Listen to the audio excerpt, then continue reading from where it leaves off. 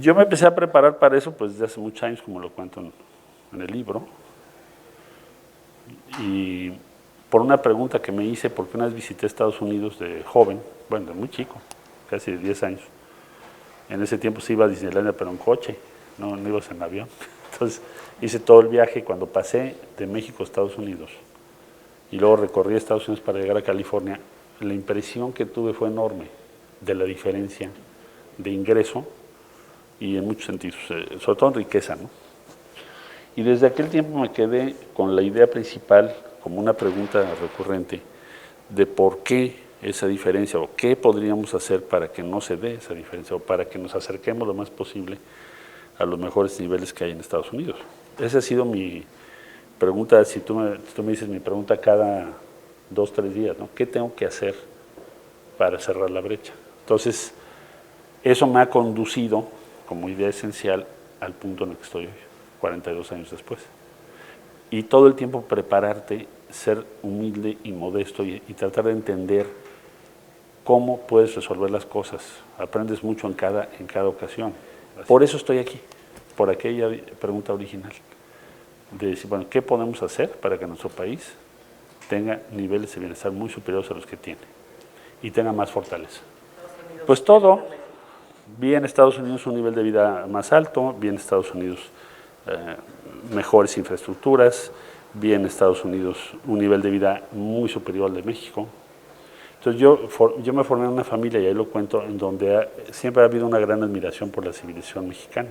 Pero tú imagínate la impresión de que viajas a otro país y ves que hay una diferencia abismal. Entonces, ¿cómo te explicas esa diferencia?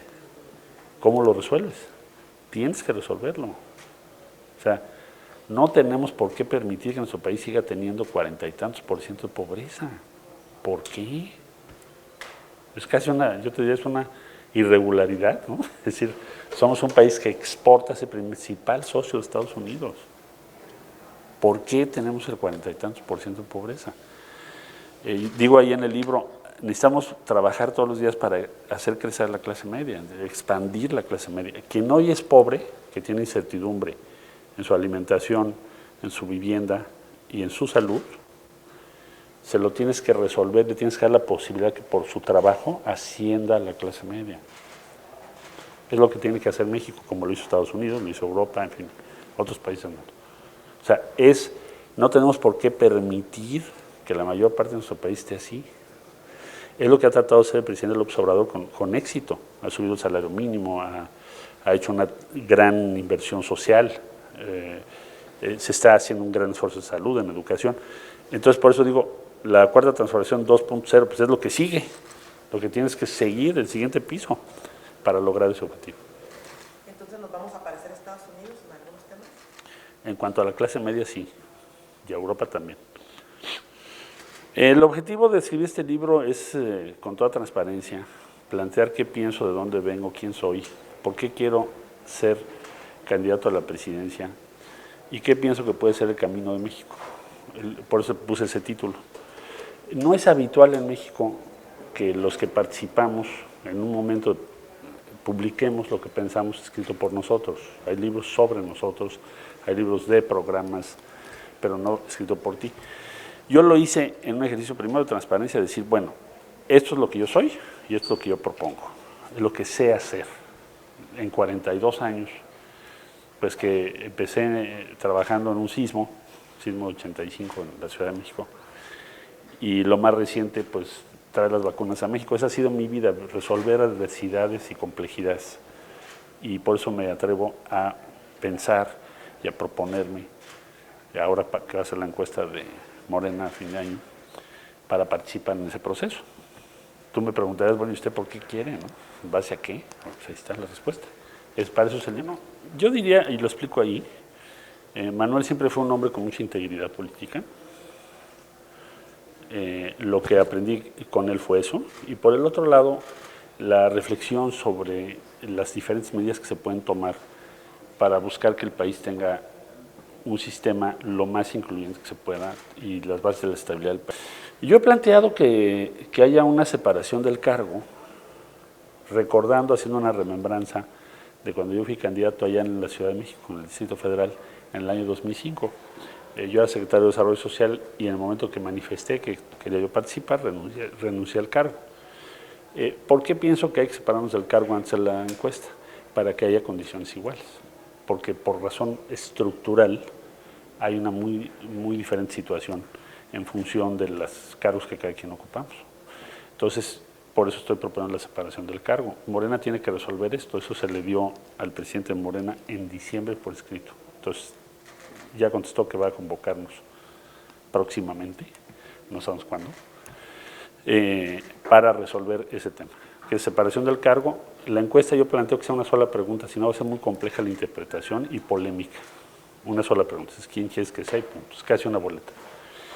Y que haya empresas de confianza de cada uno de los que vamos a participar, para que no haya razones de suspicacia respecto a los resultados.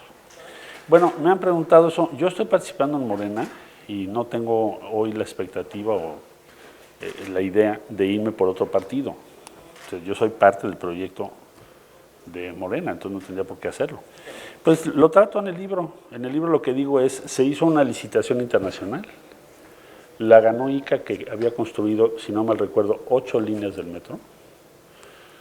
Se contrató a los mejores ingenieros de México. Por ejemplo, el ingeniero Alejandro Vázquez Vera es Premio Nacional de Ingeniería, él fue el que hizo la supervisión civil. Entonces yo hice lo que tenía que hacer, se entregó la obra certificada, pero pues han pasado 10 años ya, o 9 años, ¿no? Entonces, yo ahí me hago esa pregunta, bueno, ¿podríamos haber hecho algo diferente? ¿Se hizo algo equivocadamente? Pues hicimos lo que teníamos que hacer, invité hasta el Instituto de Ingeniería de la UNAM, el Politécnico, participaron gente muy competentes. Entonces, y se entregó la obra en tiempo y forma, sin observaciones. Entonces, ya una década después que te digan X, Y o Z, yo entregué lo que hice en orden. Pero aún así, ¿no cree que esto le ha restado un poco? ¿Ha tenido un costo? A veces hay cosas que tienen costo, porque pues, obviamente todo el mundo le quiere echar la culpa al de junto, ¿no? Pero yo te digo lo que en mi conciencia está, porque pues, es lo que te tienes que preguntar porque hubo muertos, ¿no? ¿Se hizo bien o no se hizo bien? Entonces, si se contrató a las gentes más competentes y a los que habían hecho el metro, el ingeniero Vázquez Vera yo creo que hizo también unas 6 líneas del metro. Entonces me cuesta mucho trabajo que hayan cometido errores. Hubo una certificación internacional. Entonces, lo que tú tienes que preguntar es eso. Ahora, ¿es una tragedia y hay que estar con las víctimas? Claro que sí. Pero pues, yo lo que digo en el libro y lo trato ahí es este proceso que te acabo de decir. Y es lo que yo sé que es mi verdad. Si yo tuviera dudas de lo que hice, no me atrevería ni siquiera a estar hoy aquí. Las mañaneras son un buen sistema de comunicación, como es obvio. Y yo creo que va a ser muy difícil cambiar o suspender una comunicación directa con la sociedad todos los días en el formato que tú quieras. Cada quien tenemos nuestro estilo, ¿verdad? Pero sí va a ser necesario mantener una vía de comunicación directa entre el presidente y la sociedad todos los días. Yo creo que un cierto grado de polarización o de antagonismo no lo vas a poder remediar porque son diferentes visiones del mundo.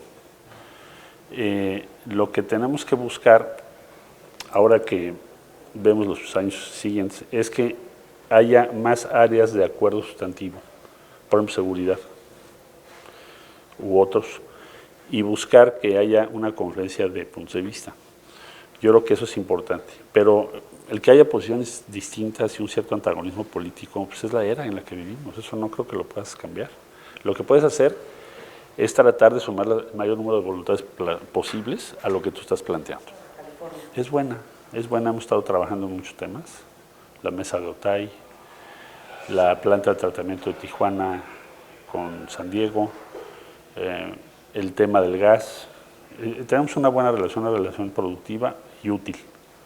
Organizaciones defensoras de derechos humanos y de migrantes han criticado la política migratoria del gobierno federal, pues la consideran persecutoria, incluso agresiva comparada con otros sexenios. ¿Qué puede decir al respecto? La política migratoria de México es de las más abiertas del mundo. Por ejemplo, el número de refugios en México ha crecido unas 5 veces,